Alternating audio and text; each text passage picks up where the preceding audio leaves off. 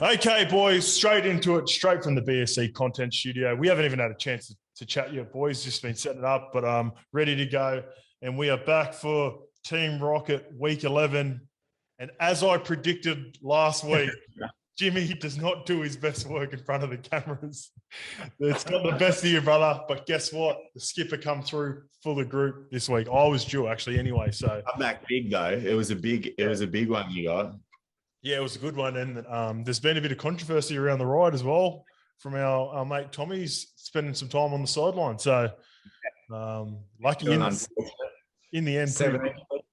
Yeah. Have you had a chance to have a look at the run yet again, boys? Or oh fuck, I forgot. No, I didn't get to have a look at it. All I heard after the race was, geez, Tommy's going to be on the sidelines after that.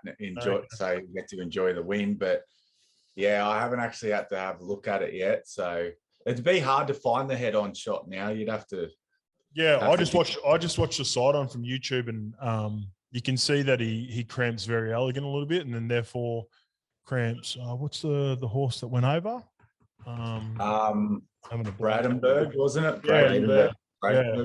And is it Abdullah who come off and then ended up in hospital? Yeah, Abdullah. Yeah, he's the one who come off and punctured lung or something. Well. Yeah, you never like to see those incidents when it comes to horse racing, obviously. But all right, let's get into this week, boys. Because like I said, you gave me nothing last week. Let's see if you can give me something for this week. I'm feeling much better this week. Yeah, Jess, you've gone a bit of value, like in your best as well. So you must be feeling pretty confident. But let's start with Jimmy at Caulfield. Most of our races will be at Caulfield this week. Some pretty good races starting to come about around those ways as well, isn't there? Yeah, so Caulfield will get the start of the spring going, and then we'll be back to Randwick before fucking Melbourne Cup. But so I'm going Caulfield race 6, and I'm going Probabile at $2.05. She's carrying 60 kilos, doesn't matter.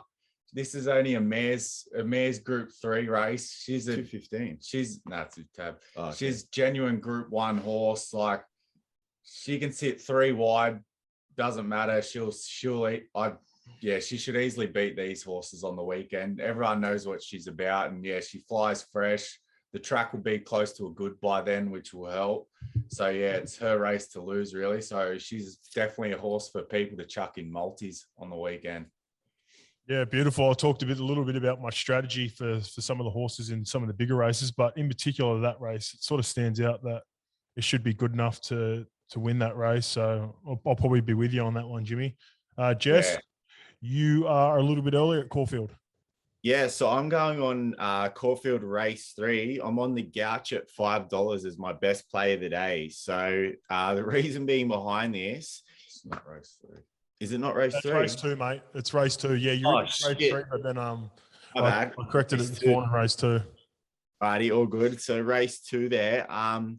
Last prep, it was only a short stint. He was gelded, returned from that one run, and then spelled. And the horse he beat on the day in Pintoff, I'm not sure if you're aware of Pintoff. He's won 2 since, went up to a benchmark 84, won that, and then come out and won the Roller Stakes last week. So like the form lines off that is so strong, and it's actually not that strong of a field. So I'm thinking if the Gouch has progressed any better and up to the same likes as Pintoff, I think he's going to run a race there. It maps perfect for him just to sit behind the speed from the draw. And if he lets down the same as he did his one run last prep, I think he gets that field at $5. If you want, you can do a safe play like a 1-4 because he's got some $2 a place. But yeah, I'm happy to take him on as my best of the day, especially with Matty Cartwright on board. It gives a 2-kilo claim. And like I said, the race map's perfect, set up perfect for him to run well. I'm actually really confident, Skip. Don't ever come to me with a 1-4 play on your best ever again, yeah? No, that's for the other punters. Anyone who's chasing. That's how confident he is. We're telling our punters, we're giving out our best. We're going 100 of the best every time. So having a laugh with you. We'll be having 100 on it. But if you think good, like you're pretty happy with an each way. Yeah, so I'm adamant, like following Pintoff form lines, he beats that, right? He beats that field. Like if he's progressed and come back even stronger, I think he wins. Yeah. And All right, beautiful. Well, that's good value for your best. So you've gone even a little bit more better value for a horse that you love. It's at Kembla Grange. Le Chevalier is back up. Have we ever got that? I don't think we've actually confirmed yet. I'm just going with Chevalier. Chevalier. Yeah, I think it is because I heard it. I think I tried to correct you a couple of weeks ago, and then I heard the race, and I was so wrong. I'm right, maybe. Yeah, I think you're right. I think you're right. Oh, we'll take that as a win then. But again, I'm riding La Chevalier. Oh, I said Chevalier then, but so reason being, it will be back on top of a heavy track. So she grows another leg in the mud. And last run was a total forgive. The dry track didn't help. And then with Tommy Sherry not making the race that day, she didn't get the 2 kilo claim because they had to put Berry on board. So she drops to 58.5 for this. And even if offshore's still listed to run, but even if offshore runs, I think it's going to map perfect over the 2000 for her to run a good race at odds. Wasn't offshore supposed to be running, or didn't it run a couple of days ago?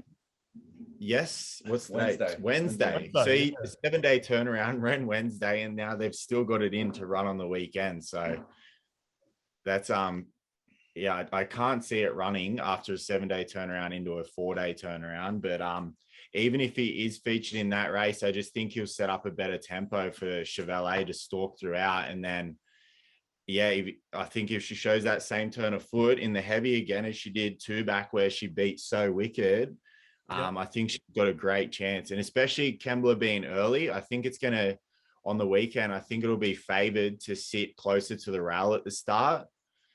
So that's what I'm backing on. I feel like it might be hard to make ground there early, but later on in the day, you'll want to get wider. So you mentioned that last week a little bit too with Kembla. You've got to be it's one of those very biased tracks when it's playing out a certain way, isn't it? Yeah. And last carnival they had there, what was that, 2 weeks ago? Yes. Yeah. So 2 weeks ago, I think it was that dry. You just needed to be in the lead on the rail, and because nothing was making ground. So I'm assuming with the start of the day, you want to be on the rail on speed, and then obviously not behind a wall of horses. And I think over the 2000 there, that race will stretch out nicely for La Chevalier to slot in behind some speed and then hopefully put them away over the top. Beautiful. All right, Jim, over to you, mate. You're back. You had a little break. You're back now. You had some brekkie. Yeah, I had to deal with the front door, man. Someone heard the podcast going live and asked for my signature, so I had to fucking run out and give him a little quick one. Just looking out for the degenerate skip. Mystic Jimmy. Stick Jimmy, baby. But yeah, so my best value play, I'm sticking with Caulfield. We're going up to the last race there, and I'm going with a horse called Regards Marie. So Ayrton is in that race. Queen Car's in a little bit of trouble after her party. I don't know. So she's not going to be. Yeah, she's not going to be able to be riding, is she? She's out for a couple. She won't be riding for they'll get a good little suspension, and there was a few other jockeys involved. Ben Mellum, I think. Mellum? Yeah, Benny Mellum. And then I think 2 outside people, so people who weren't jockeys, so it could have been partners or something. But yeah, not sure. So yeah, she's not on Ayrton, which like Ayrton, he could be anything. He's the best horse in the race, but I just think he's drawn awkwardly. Queen Car's not on now, so that's another good little tick. And yeah, Lukey Curry on Regards Marie. He's 2 from 2 on him. First up, he ran down the straight against the astrologist, was drawn on the inside, and the inside was where you did not want to be on the straight races. So he finished 3.2 lengths behind him, but it was his first go down the straight, so you can forgive that. Stuck on the inside, forgive that. And we'll get by that stage of the day, should get a bone dry track. I reckon they'll be coming down the outside lanes there. And I just reckon Luke Curry will pull him back from the start. We got Frosty Rocks in there. Imperial Lad, there's a few horses that will generally roll forward to set up a good tempo. And I'm hoping that Ayrton just can get posted a little wide. We get on the back of that and just say 3 wide with cover the whole way, because that 1400 meter start from Caulfield's pretty tricky when you're drawn wide. And I've followed this horse like since he's been gelded, like his last prep, and he just kept going to another level last prep. And he beat home a horse called Buffalo River over the 1400 at Flemington. Yep. And Buffalo River almost won a Group 1 2-rack handicap. So his form from last prep, besides his fail at Echuca, it was all good. And then his first up run had some merit. He'll strip fitter, no weight on his back, and the horse has a genuine turn of foot. So I reckon he's a good blowout chance there. Geez, that was a good little chat about that. You were more confident on Regards Marie than you. I followed Regards Marie last prep. Jesse knows it. So filled up the bank last prep. So he's just a winner. Like he's got a good turn of foot, and I just think with the amount of speed on paper, I just think the race sets up perfectly for something to fly over the top. Yeah, so you think that you've mentioned a little bit there. You think the track bias is going to suit some of them coming down the outside a little bit later from the back at the end of the day there at Caulfield tomorrow. Yeah, because it'll probably start off a soft track. So I reckon the inside lanes they'll just chew up a little bit as the day goes on, and then as the track dries out, I'm hoping that come that stage of the day, the middle to outside lanes in the straight are where you want to be, and we're drawn perfectly to get there. So we just need to get 3 wide with some cover, get on the back of Ayrton hopefully, and then hopefully Ayrton's just not too good and we get the bickies there. The rail's going to be true there, and it said last time the rail was true they were getting 3 off the rail as well. So I think by that time of the day, probably getting 6 wide off the rail in the straight's going to be a great spot, and Regards Marie should get just about that. Beautiful. All right, boys, so let's roll in. We're going to be going on the head-to-head this week, which I took out. Unfortunately, it's not a Group 1. I don't believe the Memsey Stakes. But Memsey Stakes weight for age Group 1. Oh, it is a Group 1. Well, this is where I do my best work, boys. So this is your class here, Skip. Mate, I'm Cox Plate, I'm Slipper, I'm Wing Stakes. Whenever there's big races, this is where the fucking skipper salute. So that's why they needed you in a grand final back in the day. You fucking do your best work in the big stage. But anyway, boys, Jess, me and you look to be on Inspirational Girl. At one point, you chose it originally, but then when the bets were selected late last night, you'd come back with Tefane. Yeah, so I know we clashed heads a bit with Inspirational Girl for the Omen pick. I'm going to you and your Baba Ganoush. First thing you'll say if Inspirational, I should have fucking stuck with Inspirational Girl. I should have stuck. Well, I love Inspirational Girl. It made me some good bank last prep over in fucking WA. But I couldn't go past Tefane. Is it Tefane? I couldn't go past Tefane after his prep up in Queensland, especially over the 1400. Gets Williams back on board. The track should be close to a good by then. There is enough speed to set up a red hot tempo up front, and I just think with the draw as well, it possibly can get the run of the race. And he was running some slick times up at Queensland as well. Not he wasn't beating scrubs up there either. He faced some tough competition and a couple of Group 1s, wasn't it? Yeah, and I just can't go past that. I'm a little worried with it's what is it, a 56-day layoff? I think there's a 56-day gap between runs. But I'm hoping she'll still have residual fitness, and I think she can give him a good crack at the 440 odds. So yeah, it's a good horse. It's just first up was the reason I stayed away from it, and I'll explain a little bit of my reasons going forward with some of the things I'm willing to have a play on.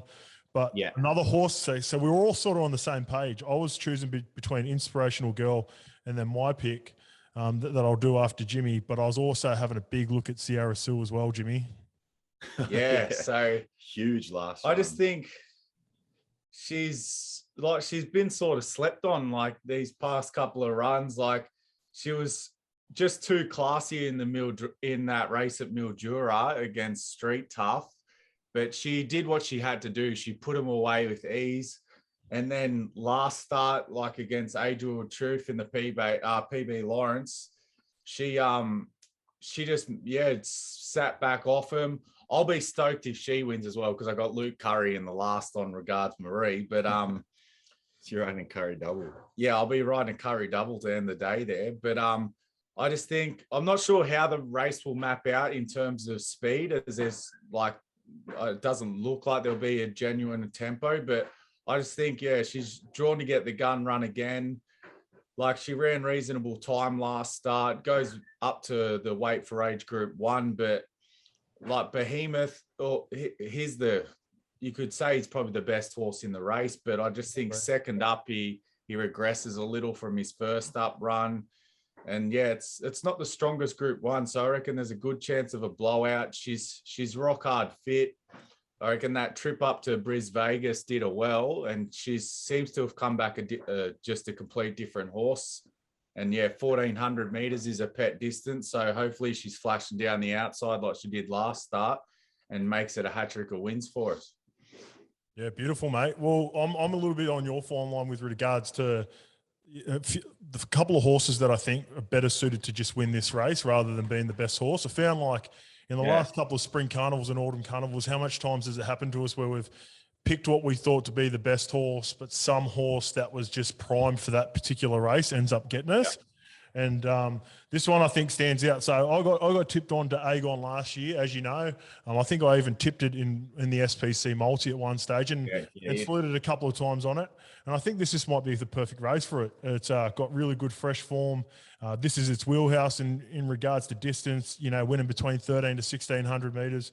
It gets barrier 7 with a, relatively lightweight Jai McNeil aboard. So I just think, when you look at all in all with what's available in the race, I think some of the better horses might be maybe a run too late or maybe a few runs too early with regards to Fane in particular. I think he'll be better for the run, a bit like, we went against Very Elegant last week on Mwanga. Very Elegant's going to fucking next race is just going to be very hard to beat. So that's what I'm hoping we can do something because I obviously rate Tofano. I think it's the best horse in the race, but I'm happy to go against it and get Aegon, especially at the price at $9.50. I think there's some good value on that, boys. Yeah. Well, that was one thing I forgot to mention. What put me off Inspirational Girl is the barrier drawing, because she's just go back to last and then you watch her run home. And I'm worried with barrier 3 for her, she's not going to be able to get wide enough to a good spot in the straight in that time of the day. Yeah. Whereas Tofane will be a bit forward up on speed and be able to get as wide as he needs. I personally think Inspirational Girl, you want to be on her second up over 1,600. I reckon that's her better trip too. That's when you want to be. She flies home late, doesn't she? Yeah. If they get her at Flemington second up, I'd definitely keep an eye out for a second up at Flemington. All right, beautiful, boys. Well, good luck in that race in our head-to-head, where the skipper has taken pretty much an unassailable lead going into. Just keep reminding everyone on that one, Skip. Group 1s, boys. Group 1s. What are you going to do? All right, Jimmy. I can't believe you're tipping the Dragons. Go talk to Steve. Respectfully to Mutters. Respectfully to Normies. Respectfully. As respectfully as you can be. This could well be the worst game of the round, respectfully as well. But who are they playing? I just think Cowboys. The Red V, if they can maintain that little 20-minute period after half time they went on last week against the Chalks, where you thought they were going to go on and win it. If they can maintain that for just 40 minutes this week, they should beat the Cowboys, because the Cowboys don't have any points at all in them. And so I reckon Dragons 1-12. We're going Matty Fegai, anytime try scorer. And I'll probably say this wrong again, but Murray Talangi. Yeah, not bad. That's better. That's better. That's better. I was practicing last night. Talangi. Well, I got corrected on it, so I'm not 100%, but someone in the YouTube comments, because I called him Tuolangi one time. It's apparently Talangi. Yeah, so we're going him anytime try scorer, and that is fucking $11.25. That is fucking huge for 3 legs. No, Unders. That's unders too, Jim. it's unders big time. Like Cowboys leak points like crazy on their right edge, and Is adds the Roosters. The Roosters just went right down the Dragons' right edge. So I thought if that trend continues, Matthew Fegai will. He should bag a meat pie. I reckon normally sets him up with a doozy cutout pass. Yep. And then I just think Murray Taulagi, he's due as well. And hopefully Normally could be setting him up as well. It could go one way or the other. It's just, I just think it's jam. That's jam. 11.25 skip. This will put the kitty in the fucking positives, mate. Yeah, beautiful. Boys, get us done. All right, Jesse, you're going a little bit safer. And you got much safer. Much safer. So I'm sticking with your mighty Eagles skip. I'm running them 13 plus into turbo anytime, sub anytime, and Rubes to bag a double. I just think last time I did a bet on the Sea Eagles, poor Turbo got a head knock and had to come out when I needed him for a double. So I'm thinking, again, he's just going to cop a heap of pressure out the back, set Rubes up for an easy deuce. And same for Saab. Like, their edges are that dominant. Yeah, well, I think last time they played the Bulldogs, I think they nearly crossed for 3 each. Yeah, I was going to say, I thought there was that. I think one of them was just off. So this is when we talked about all the multis blowing out. I think Turbo got. Yeah, you did the podcast on it. Yeah, so Turbo got 2. Maybe Turbo got 2, and the wingers got 3. Yeah, so I was going to stretch out for both, all 3 to get a double. I'm like, nah, let's just keep it safe. Yeah, 375. That's a nice kitty builder anyway, and that looks like a pretty solid bet. I've gone the Eagles as well, boys.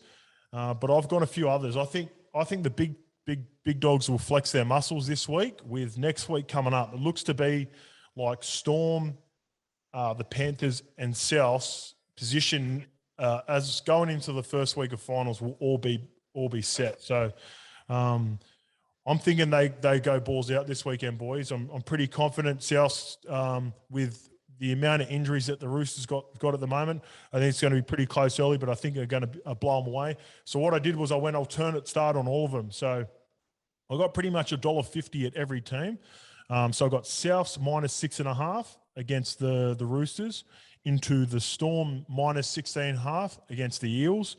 I think, like I said, in particular, this is a big game for the Storm because there's a good chance that they rest maybe 10 to 11 players next week. So I know what those boys are like. You know, when they did it last year, it's a good opportunity. If Bells will be filthy on them if they don't go all out in this game, knowing that they'll get a rest next week. And the other 2 teams I just think are a lot classier than the other 2 teams in Manly and Panthers. So I've gone them both -22.5. And that gets me $4.94. So that's a nice little bet, boys. And I've actually had a lick on that, like a proper lick on that. So, proper lick. Yeah, I've had a proper lick. So I'm pretty confident in that one, boys. But thanks again for Team Rocket Week 11. Good luck in the Group 1 Memsey Stakes, boys. And happy punting. And I'm sure I'll speak to you over the weekend.